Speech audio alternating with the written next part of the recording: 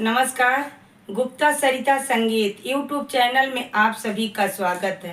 मैं एक सोहर श्री कृष्ण जी का सोहर गाने जा रही हूँ। गाना कैसा लगेगा लाइक सब्सक्राइब और कमेंट करिए। जेलम में जनम में कान्हैया भादो तिथि अष्टमी के हो। जेलम में जनम में कान्हैया भादो तिथि अष्टमी के हो। ए ललना रोहिणी नक्षत्र बुध वार दिन कालिया धीरतिया में हो।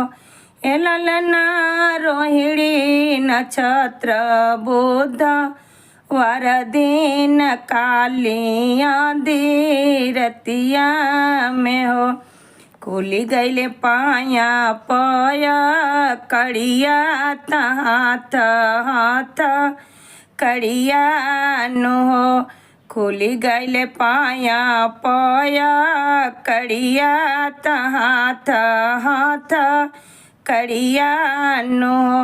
ए ललना खुली गईले जेलवा के द्वार सिपाही सब सुतल सिपाही सब सुतल हो। वासुदेव गोद में उठाई लिहाले गोकुल वरिया चल दिहाले गोकुल वरिया चल दिहाले हो। ए ललना पहुँचे जमुना जी के भीतर जल बड़ी आइली हो। ए ललना पहुँचे जमुना जी के भीतर जल बड़ी आइली हो। यमुना सोचेली प्रभु यही है हम चरण पखारब हम चरण पखारब हो। ए ललना दे दिहली पल भर में रहियत धोई के चरनिया नो।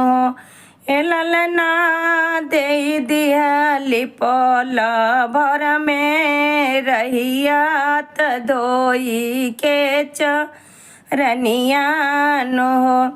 गोकुल में पहुँचे कान्हैया मगन नंद बाबा नो।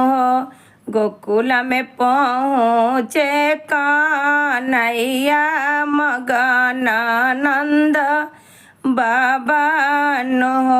ए ललना घरे घरे बाजेला बधैया महलिया उठे सोहर हो। ए ललना घरे घरे बाजेला बधैया हो महलिया उठे सोहर हो महलिया उठे सोहर हो।